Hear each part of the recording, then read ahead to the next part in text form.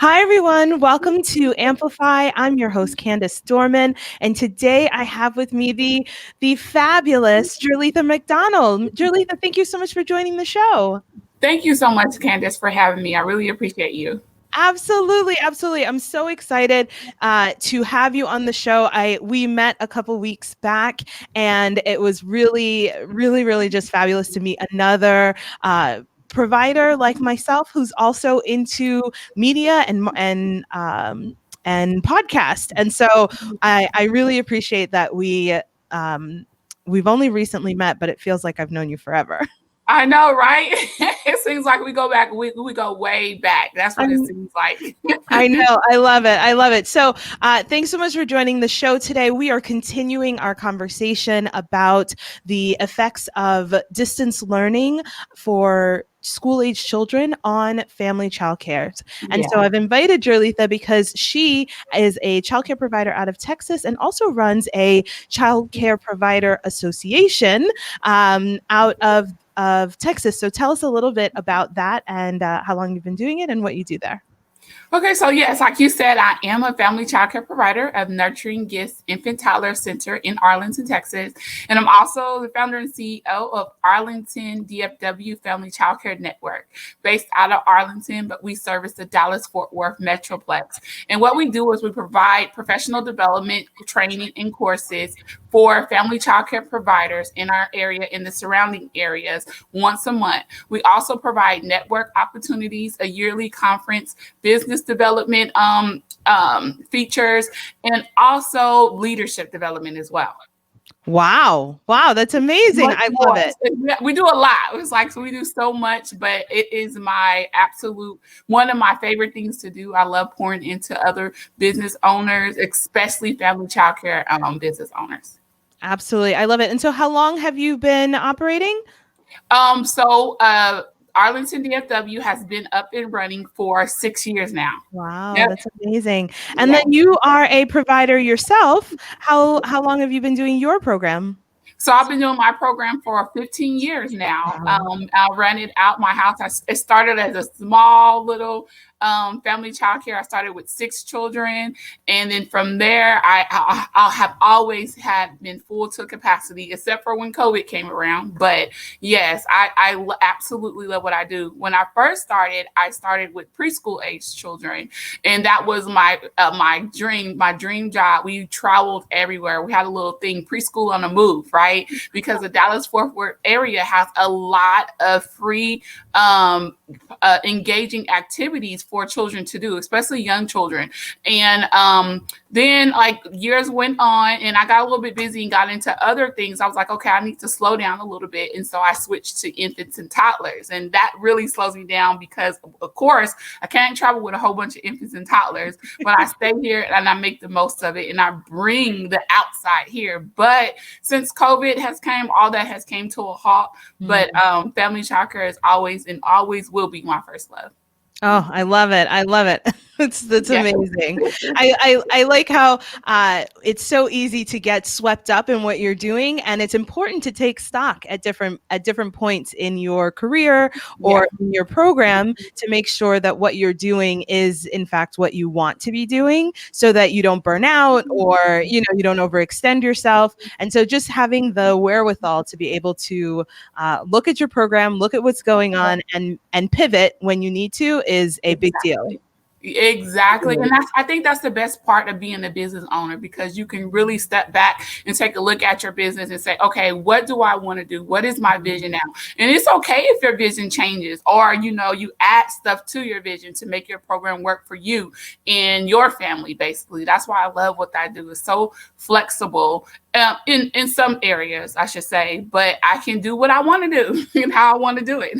I love that. I love that. From all of us at Emlyn Group Productions, thanks so much for being a part of our first year. We are proud of you and your work and are grateful to be a part of your journey. There is so much more good on the way.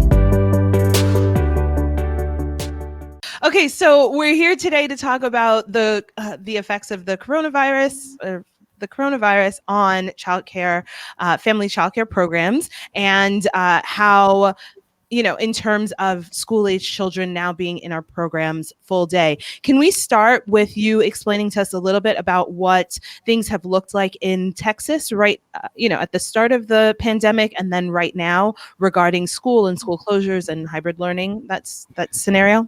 Yeah, so at the start of COVID, it was like an unknown. We did not know, right? And then myself and a couple other providers here, we were like, oh, we're going to stay open. This is not going to stop us.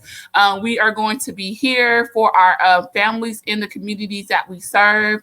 And then COVID got a little bit worse, right? And then some providers were starting to close. And so I took a position on, I'm here for providers who choose to close their doors, and I'm here for providers who choose to keep their doors open, because I truly do understand. And like I said, it was such an unknown of what was going to happen. And then it became like, well, everything was shutting down except for, guess what? Childcare. And our governor at the time, he had proposed, like, you can close if you want to, but hey, if you stay open for essential workers only. And so guess what? Providers stepped up, and a lot of family childcare providers stepped up. Basically, all the family childcare providers I know stepped up and kept their doors open as long as they can to serve children, serve workers, to serve essential workers, right? So we stayed open, and then we needed support systems, right? Our community really stepped in. Our childcare agencies, we don't officially have a childcare referral agency, but we do have childcare subsidy agencies right here. And they kind of really took the lead on helping providers receive PPE materials and stuff like that. It took some time because, like I said, it was new for everyone, the providers, the agencies, everybody. So everybody really kind of got together, and we were getting the supplies that we needed and stuff like that. And then it kept going on and on and on. We thought it was going to stop, but as you know, right now, COVID is still here. And so like right now, some providers are closed. Some providers are still open. Some providers have high enrollment numbers. Some providers have zero enrollment. I'm one of the providers who have zero enrollment. So I think right now it's kind of like a case by case basis. It's just like, it's just what it is. It's not a one fix all for everyone because we're all so different. But I can say we are still hanging in here for the most part. And providers, you are awesome. All providers all across the United States, because this is not easy at all. It's not easy at all, especially if this is your only source of income. Absolutely. Absolutely. Now, can you tell me a little bit about what school looks like right now in Texas? Are schools doing hybrid? Are they doing distance? Are they in person? See, well, Texas is so huge right now. In your area. Oh, my goodness. So let me tell you, but that's the point. It's huge, and they're doing different things all over the state of Texas. And then, so how Texas we have so many counties. We kind of really hone in on different counties. And I'm in Tarrant County, but within Tarrant County, there's so many different school districts. And so it's just based on the school district, right? So some school districts are open full day where kids are going to school and using their laptops or whatever. Some school districts are hybrid. Like, for instance, I'm in Arlington, Texas. So Arlington ISD is a hybrid right now, meaning my child goes to school twice a week for in-person instruction, and it's still via Zoom. So he goes in there with his teacher, and his teacher is teaching Zoom for the children who are on distance learning. And then so he goes, it goes by alphabet. So the first half of the alphabet goes Monday and Tuesday, and the second half of the alphabet goes Wednesday and Thursday. And then they swap out Friday. So each week they alternate Fridays. But I stay in a city that's close to two other cities. And I know Grand Prairie, our sister city, those children, depending on what schools they go to, go all week, Monday through Friday. So with virtual learning with their computers and stuff like that. So it's just really depends on where you at. But for where I'm at in the school district, they're going hybrid. Okay. And it's the parents' choice too, though. Okay. That's a good point. That's a good point. I mean, Texas is really large. I don't have, I don't think I have an appropriate appreciation for how large Texas is. Yes. It So, takes me 13 hours to get to El Paso. Okay. 13 hours to get to El Paso. and you're still in Texas. And you're still in Texas. Yes. So go figure. So that's Wow. going one way. We could be halfway to Florida in 13 hours. Exactly. Yes. Okay, so in your area in Arlington, can you tell me a little bit about how daycare providers are faring with enrolling? I guess the first question is, are they having to enroll school-age children into their programs? That's the first question. Yes. So a lot of providers are enrolling school-age children into their programs. And then a lot of them already had school-age children as well. So especially the 24-hour providers. Now they're really getting a lot of demand for school-age children because, parents work different hours. And so that is a high demand, and there's not a lot of 24 hours. And the ones that I know are fantastic. They're doing an amazing job, and kudos to them as well. And so some of the providers, like I take infants and toddlers. So I opted out not to do the virtual learning for just a couple of reasons. One reason, I have a high school student he's just went to the 9th grade, and he's in this whole hybrid thing, and I have to figure this out myself. It's like, okay, I need to help him and focus on what he's doing and stuff like that. But that was just my choice. But the providers who are taking in children are doing amazing work, and they have really came up with some innovative ways to help the children. It's still a struggle, but because you have to focus on especially with the mixed age group. So they're, like I said, they're really hanging in there, and they're doing a lot of great work. And so just to clarify, you said you decided not to take in school-age kids because you already have a school-age child, your own child, right? Yes. Yeah. I have a 9th grader, and I feel right now, it's 9th grade, he's going to high school, and he's missing out on the traditional, 9th grade year. So I have to kind of take a step back and be like, okay, let me focus in on what he needs and what he has to do right now, because it's something different to me. I was a non-traditional student in college, and I took online classes, and that was hard for me, right? So I had to, and you were grown up. And I was grown, yes, right? So yeah. I have to really focus in on him and what he's doing. But yeah, other providers are doing it though. They really are. It proves a really good point, right? That distance learning, that facilitating distance learning, whether you're a parent or a childcare provider, it's not a simple thing that you don't just like flip a switch and all of a sudden you're a school facilitator, right? Like a education facilitator in this way, right? Of digital learning. Yes. It doesn't happen that way. And so, I think early on in the lockdown, when the expectation was that providers would just if you had a school-age child who was there before and after care, now all of a sudden they're there all day, and then you would just help them, right? You would just, and I think that some of the response from families was like, so you just help them, you just put on the computer. And I think after daycares closed or wherever closed, and people were at home, realizing that it takes a lot more than just turning on the computer to help a child. Yes. I think people started to really understand the pushback that was coming from at least providers in my area, which is like, this is not just a simple add-on. This is a whole nother job, right? Yes, it's a whole nother job. And that's another reason I chose not to do it, because if I have infants and toddlers, I had to put my full attention on this infant or this toddler, especially a 2-year-old who's doing the terrible twos, the things that twos do, right? Then, or an infant who's crying, and I have to feed the infant on demand. And then I have a school-age child who needs that same attention, right? Because him or her, they're on their computer and their laptop, and they may have a question. So I need to give my undivided attention to them as well. And so it was just too much for me. But that's what providers who are opting to do that are having to deal with, right? And so that's a job, and then they need to be compensated for it too, as Well, well. that was going to be my next question. Oh, Are you finding that providers are requesting additional compensation for it, or is your state providing a subsidy for it? What do resources look like?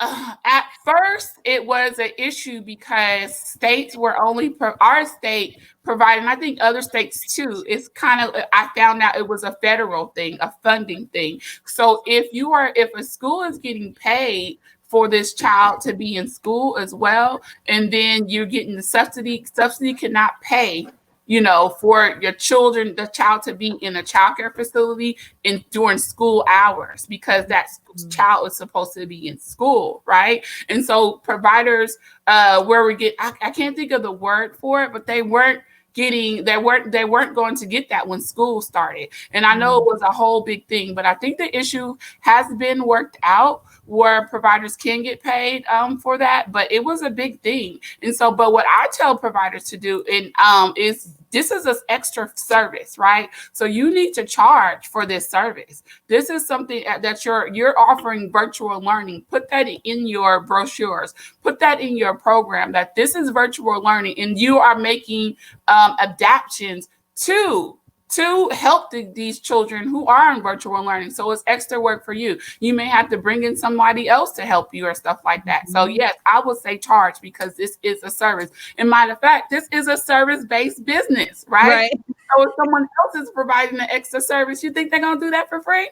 Right. So yeah, that's what I said.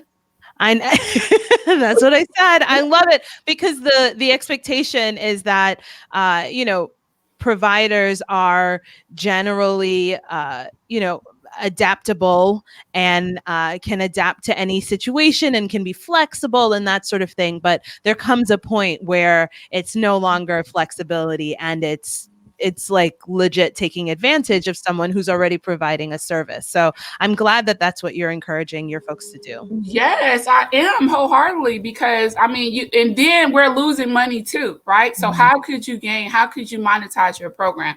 And especially if you're offering virtual learning, that is something where you could monetize on. And I'm not saying being greedy or anything. I'm saying you have to charge for your service, right? You just have to charge for it. And that's that. That's that. I love it.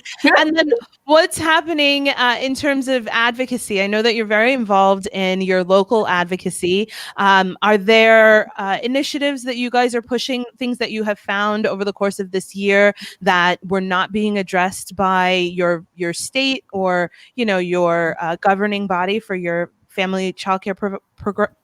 Can't even talk. Your state's governing body for the childcare providers. What kinds of advocacy things are you guys working on? Initiatives?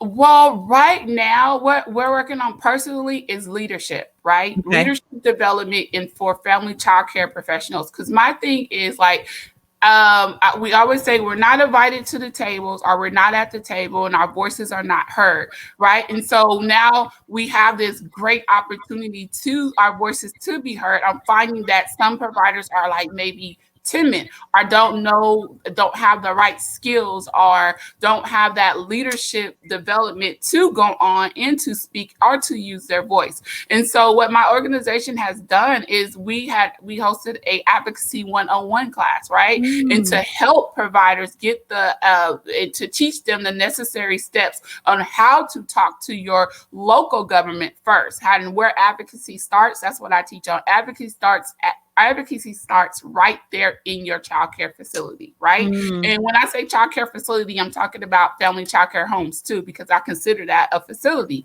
And so it starts right there, and then you can start with your local government and your mayor, and then your state council, stuff like that. Yes. But then how do you do that? How do you formulate your story? How do you tell your story? So we talked about how to tell your story, and how to write a letter, and then how to also form community of practices, right? Getting with other childcare associations, or partnering with other childcare providers, and using your voices as one voice, because you can conquer so much more using a collective voice. And then also we are partnered with another organization to carry on the advocacy training for family childcare providers and center owners as well, because that is a huge part of this, because we often get left out on big decisions, right? And so what I have to think about is so many legislative things going on, especially in the state of Texas, is we can talk about doing this and we can talk about doing this, but if the providers aren't prepared to go on and don't have that skill set to go on and use and articulate that voice, that void is missing. So I'm focusing really heavily on 2021 on leadership development and also business practices, but leadership development. And another thing is also raising the price of subsidies as well, because we would like for subsidies to equal the cost of high quality care. Everybody knows to provide high quality care takes dollars, right? And there's always a lot of talk about high quality, which I wholeheartedly believe in, but high quality takes money and it takes funds. And so we need subsidy to equal the cost of care and stuff like that. So those are a couple of things, especially that we're working on here, is to do with advocacy. Oh my gosh, that's amazing. And kudos to you, because I was enthralled in what you were just saying. So in terms of having the right people at the table to help others learn about leadership and owning your voice, like, shout out to you, because you are a rock star. Oh, thank you. You too. Thank you for having me in here to amplify my voice. I love it. That's what we do. We bring the mic so that you can talk, right? Like, say what you need to say. Yes, exactly. And doing this, right, this is practice for me too, even though I'm taking this so seriously and I am so grateful for this opportunity. But for me, what I tell, how can I be a leader if I don't show people how to lead? Right? If I don't take opportunities where there are to use my voice and talk about the issues that are important to me. And so I can say, I can use this as a training video. I'll be like, look, guess what? These are two family child care providers, and we are not playing any games. You see what I'm saying? And look at us. We both have our own shows. We both have tremendous voices, and we are both doing it in our way, right? And look at us. You could do it too. So leading by example is like one of my biggest things that I like to do. I love it. It's important to know that you can do it your own way, right? There's room for everyone. The question that I didn't want to get too far away from around advocacy. So something that's come up recently in conversation for me is that some children who are now full-time enrolled in childcare programs would have had perhaps a para, or their full-time para when they're at school, or would be in be receiving special services, or are sort of high needs of on a spectrum of whatever the case is for their needs. Are you finding that childcare providers are having to take in children who have maybe a higher level of need than is typical? And how are they managing that? Right. I just want to make sure that I'm clear about that question. These are kids who would have gotten like pretty substantial services if they were in school, and now they're in a family childcare program full time. Are your providers getting support and resources for that? And if not, how are they handling it? Oh, so I don't know one personally, but I do know that is going on, right? And so, yes, I would say yes, we have access to receive information and help and resources. Now we have Help Me Grow North Texas, right? And what Help Me Grow North Texas is it's like a movement, an agency per se, that provides developmental milestone training and social and emotional training. And they also have something called navigators, right? And what the navigators do, say if I have a child that has special needs or a child that has IEP, I can call this hotline and like, look, this is what I have going on. I need help in these areas. And they will provide me with different resources, direct resources that I can tap into immediately to get help, the resources that I need and the resources that the family needs. And so that has been a tremendous resource for providers here in North Texas. And also and they're also connected with ECI, Early Childhood Intervention. So providers have access to call these agencies to get the help that we need and the help that the parents and the child need. So so if they do need help, we can reach out to Help Me Grow North Texas. Perfect. And then are schools available with support at this time, given that those children are school age kids? So here in Connecticut, we have the Birth to 3 program, and we have some other programs like that. I'm thinking about schools, right? Like while schools are doing hybrid learning and they're, people are in the building or whatever it is that they're doing, are they receptive to requests for help or, requests to connect even a para to the childcare program? You know what? No, I haven't heard of a program like that at all. Yeah. I don't think so. No. Yeah, we don't have it either. And I mean, it's almost like it's a setup question because we don't have it and it's what we need here. Yes, it's definitely what we need, especially, what I wonder though, if a child, like I have a close friend of mine who has a child with special needs, a high school child with special needs, and her daughter is on the computer but in the school setting though, she has someone with her every day, post COVID, but now she doesn't have that service. And her mom was like, what do? I feel like my child is already behind anyway, that just because. And now I feel that she's going to even fall further behind because she doesn't have those extra support services.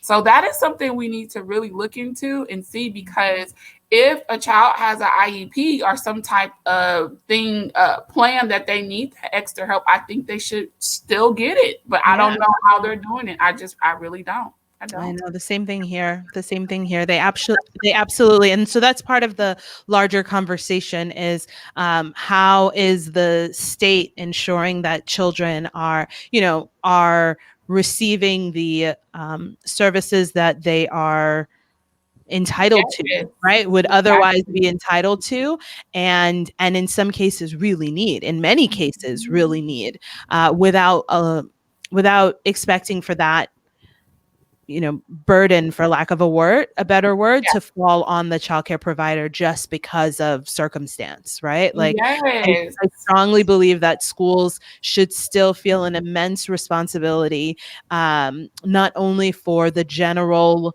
education of most general ed kids, but especially for the education and support of children who have IEPs or have special service needs or have any kind of extra needs. Because those children are just as important as all children. All children are important, but those children need and they deserve and they have a right to those services. Basically, if they're in childcare or not, they have a right to those services, and those services need to continue to go on. I do understand we're in COVID and all this is new, but hey, we need to, when it comes to a kid, they don't have any understanding. Their needs need to be met, right? Absolutely.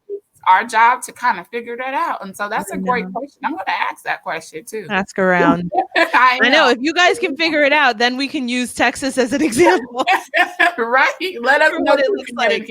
If you guys got it, let us know. I know. Absolutely. Absolutely. And then as we close, something you touched on earlier was around monetizing your expertise as a family childcare provider, right? And so in some cases right now, that might be that you have fewer children than you usually do. So you might need to do something to replace some income, but I know you also talk a lot about finding ways to add on to income. Can you just give us sort of like your high level top 2 suggestions that you have for folks when it comes to monetizing their childcare provider expertise? Yeah, so I can give you two examples, right? So I know of a lady that she has Pleasant Place Learning Center here, a family child care center here, right around the corner from me, actually. And she is so great with crafting and building stuff and making stuff. And she had did this wonderful outside playground, right? And so what it is like on her, I can't even explain it, on her gate she has like different things that kids can like pour water in and stuff like that. And so, and she put it in our group, and like the different pictures and stuff that she has, all the different learning activities, hands-on learning activities that she built and that she created on her playground outside, right? And so everyone in our group was like, oh, I want it. And so she's consulting with some of the providers in my network to build their outside learning play areas or whatever, right? And then there's another lady in my network who is fabulous with gardening. I mean, I say she has a green thumb, her whole hand is green, okay?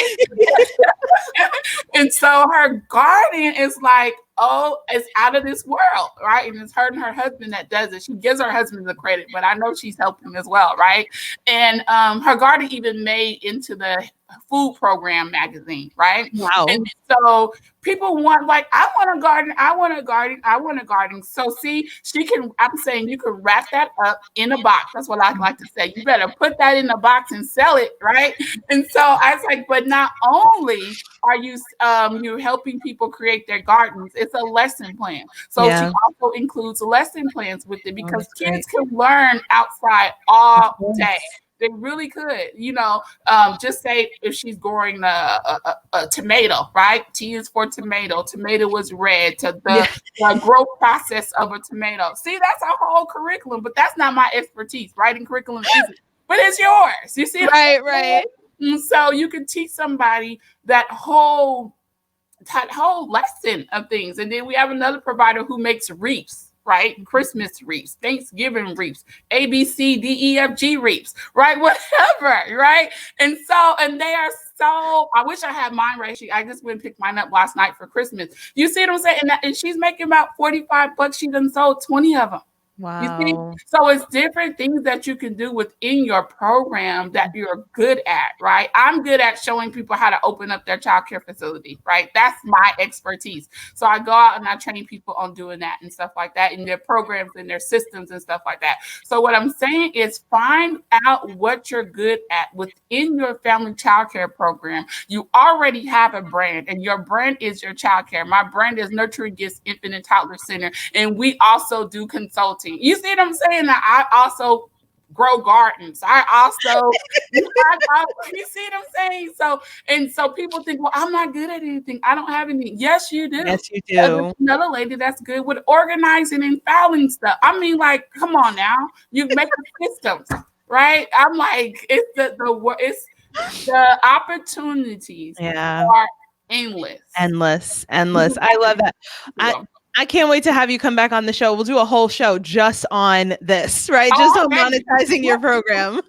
Yes, I'm ready. I will have more examples for you too, because ladies in family childcare all across the United States of America are so gifted and are so talented, because we are, and all our programs are so different, And so you could just think about if everyone was to wrap up all their gifts and all their things that they do within their programs, how amazing that would be. That would be so amazing. Yeah. Well, Jerletha, you are a joy and a pleasure. I'm so glad to have had you on the show today. Thank you so much for sharing with us what your experience in Texas has been like, and giving us a little bit of insight into how family childcare providers are managing right now during, we're in 10 months into the coronavirus. And like you said earlier, childcare providers are amazing. They are flexible. They roll up their sleeves and dig in when they need to, without question, figuring out the resources later, right? So shout out to family childcare providers, and especially you and your network in Texas. It's so important for us to have these professional professional bodies, professional networks for childcare providers, because otherwise it's a very lonely job, right? Yes. And the networks just makes everything so much easier, and it gives us other people to talk to and to fellowship with. So, Absolutely. And you said you can make a much stronger difference with a louder voice, right? With a collective, voice. So keep doing what you're doing. Before we wrap up, will you tell us how to find you? Where can people find you and follow the work that you're doing? Okay, so you can find me several ways. My name, you can Google me, Jerletha McDonald. I will pop up, I promise, right? Or you can follow me. Yeah, you can follow me on social media at Jerletha McDonald Radio. Once again, that's Jerletha McDonald Radio, and also on Instagram at Jerletha_McDonald. And then you can also follow my organization, ADFW Family Childcare Network, or ADFW Family Childcare Association on Facebook and Instagram and Twitter. I love it. And did we talk about your show, the Jerletha McDonald Show? Yeah, you can find me there too. Not forget the show. You can find me on the Jerletha McDonald Show, where we discuss everything childcare and provide a platform for early educators to shine. And my show airs on Mondays from 6 to 7 p.m. Central Standard Time. Or you can follow my website at JerlethaMcDonald.org. Once again, that's JerlethaMcDonald.org. Oh my gosh. I love it. I love that you've just got it. You just got it going. You're so, you're a professional, dude. I'm so proud of you. You too. I mean, when our friends at All Our Kin introduced us, it was like, oh my God, that's my girl. That's my friend. And a big shout out to you on all the work that you're doing. I see you on the big screen. I see you. I took a look. To all of Candace listeners, she is a professional at what she does. And I was in a training class like 2 weeks ago, and I seen Candace pop up on the screen. I like to fell out my chair. I was like, yes, Candace. And it was amazing. I'm just like, oh my goodness. Thank you. I got it. It's thank you. I'm getting better at appreciating compliments. So thank you. With all the grace in my heart, thank you. You're welcome. You're welcome.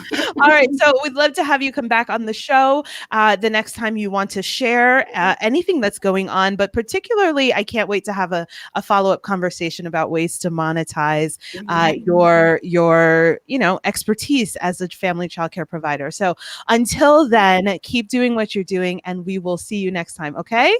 Okay. See you later. Bye, guys. Thank you to our sponsor, All Our Kin, who serves the childcare communities of Bridgeport, Danbury, New Haven, Stamford, Norwalk, and the Bronx, New York. All Our Kin trains, supports, and sustains community childcare providers to ensure that children and families have the foundation they need to succeed in school and in life. Through their programs, childcare professionals succeed as business owners. Working parents find stable, high-quality care for their children, and children gain an educational foundation that lays the groundwork for achievement in school and beyond. To learn more, visit them at www.allourkin.org. I'm your host, Candace Dorman. Until next time.